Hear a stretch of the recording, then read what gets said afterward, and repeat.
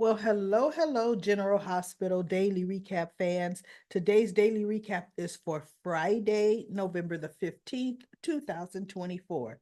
Today was just an okay Friday. We have R Nina called Rick to, go see Drew. Drew needed representation because, Nina wants Jason arrested, right?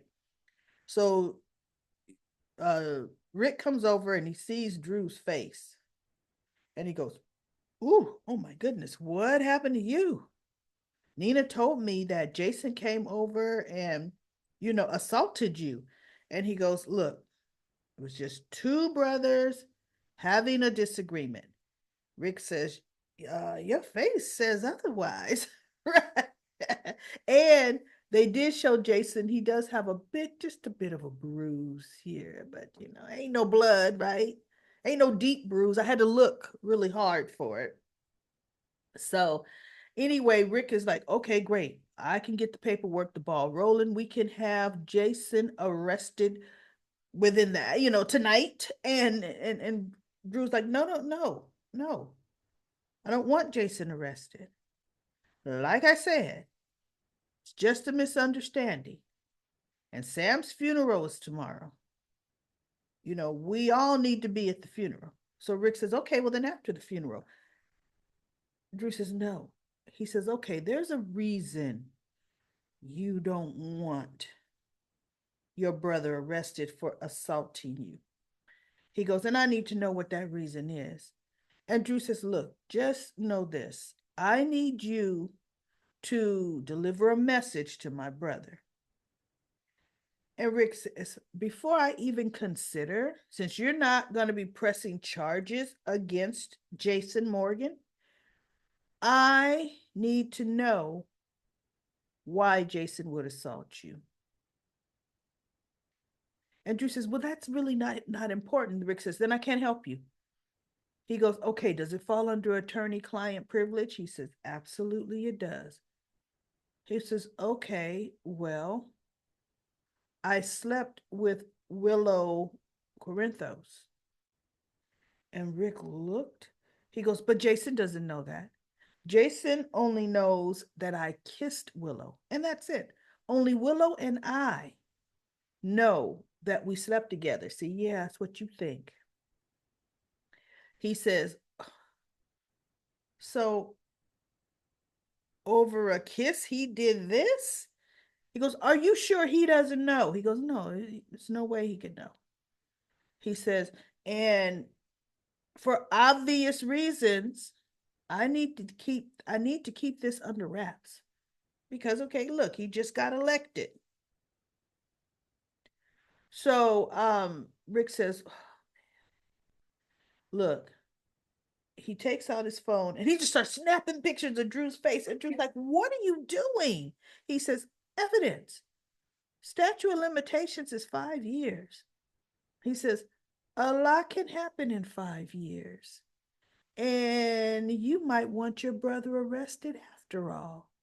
So I'm keeping this safe. Rick is something else, right?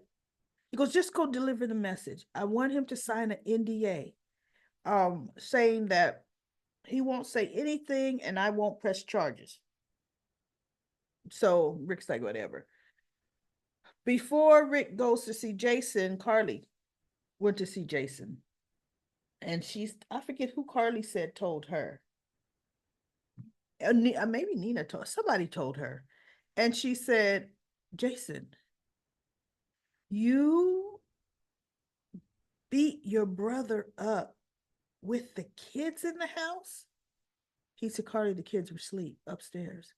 She said, yeah, but somebody could have woke up at the sound of their fathers fighting. He says, it happened too quickly. No, they couldn't. Like, look, didn't take me long to get in some good mop up. He wasn't trying to kill Drew, right? And so she goes, but still, Jason, you can now that Danny, you're all Danny has. You cannot do things like this. Drew could press charges and you'll have to go to jail. And Sam's funeral's tomorrow. Jason said, Drew's not going to press charges. She says, how do you know?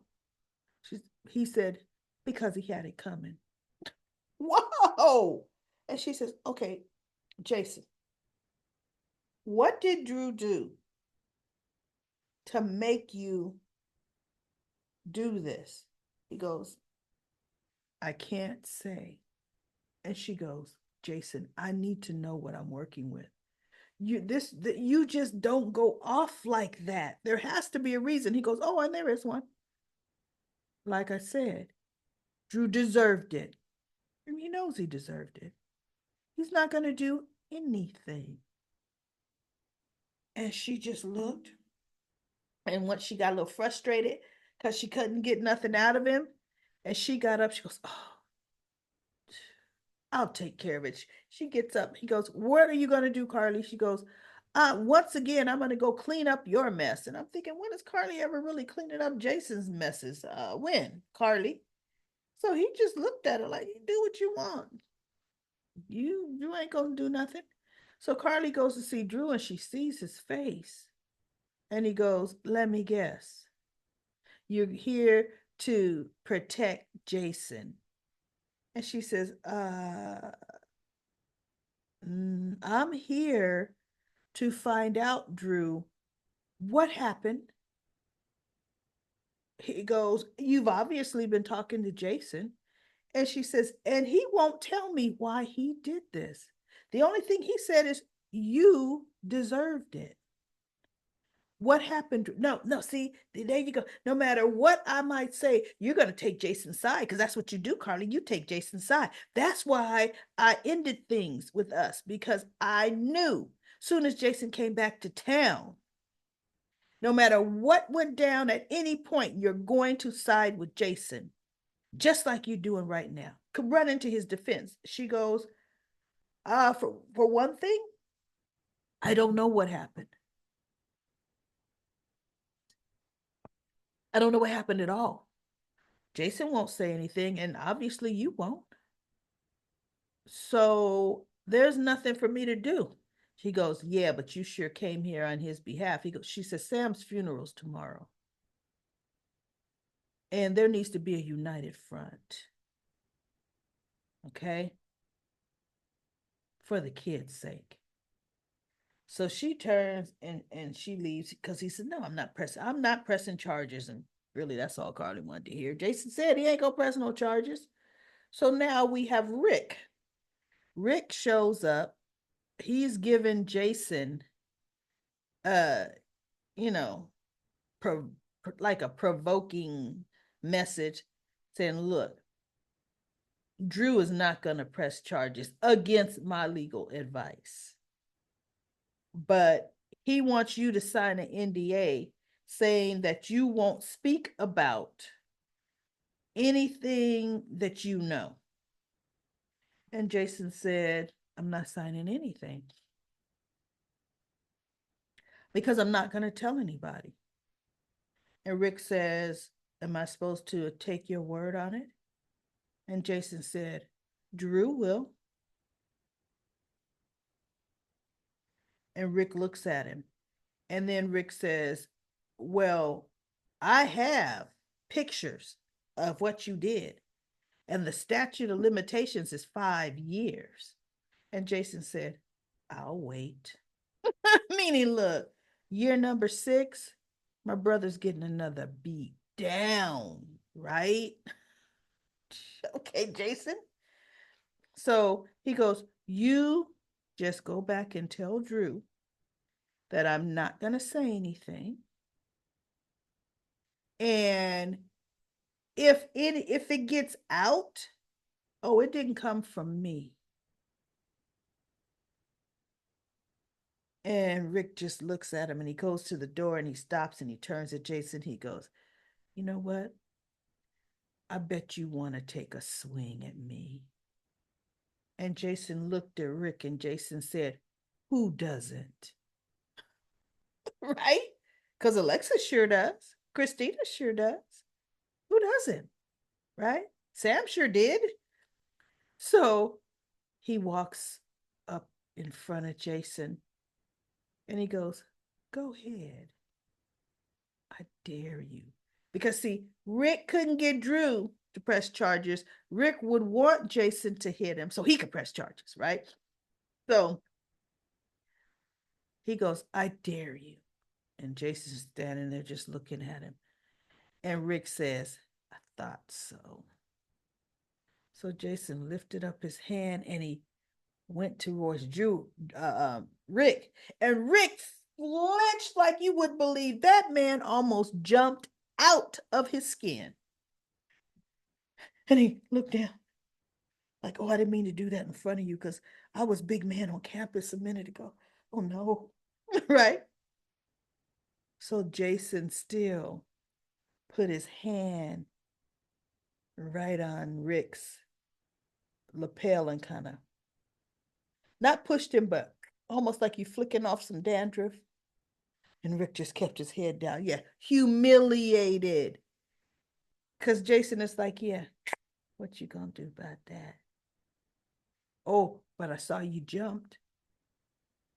You better go catch your skin because it's out at the curb at your car."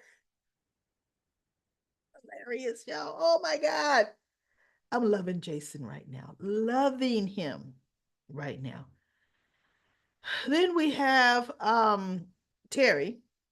Terry offers Isaiah a job. He's gonna think about it.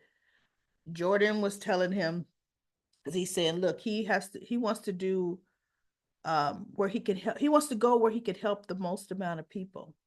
Because she was saying, "I heard the job you did was like spectacular." And he goes, "Yeah, well, other physicians could have done it." And she goes, "Oh, okay. Um, how many could have done it?" And he goes, "You mean here in the US?" And she said, "Yeah, how many?" And he goes, "About 500." She goes, "Oh, that's not that many for all of the US." He says, "And out of the 500, they're not as good as me." She goes, "Oh, there you have it. There you have it. There's that cockiness, right?" And so she says, "Oh, so you want to go where you can help the most amount of people, yet your particular skill set is ranked what, according to you, number one in the US. So you mean to tell me you can't help a lot of people right here?" And he just looked at her like, "Whoa, that was interesting." She said, "Because you know what? I think anybody could give vaccines." Because that's really what he's doing. He was doing clinic work in Africa. She goes, "I think anybody could administer a vaccine." So she turned and she says, "Well, you have a good night." And he's just like, wow. Jordan was looking gorgeous, right? Wow.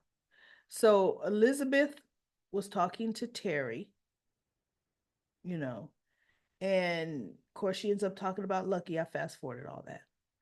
And Lucky goes to the Sonny's gym. And Sonny convinces him to go put some gloves on and spar with him. So they spar, and Lucky's asking for advice, and Sonny pretty much is like, "I'm not going to tell you what to do, but blah blah blah. With your skill set, I've got something in mind that you could do." And he goes, "Look, Sonny, it has to be legal for obvious reasons. One being my mother." And Sonny goes, "Yeah, I'm on thin ice with her as it is." No, it would be very legal, right? So Lucky's like, "No, but what should I do?" And Sonny's like, "I can't tell you what to do. This is a decision you're going to need to make. You've made your home away from Port Charles. So you're probably going to go back home to wherever you consider home." And he goes, "I want to go where I could do the most good." And he's like, "I think your son is right here.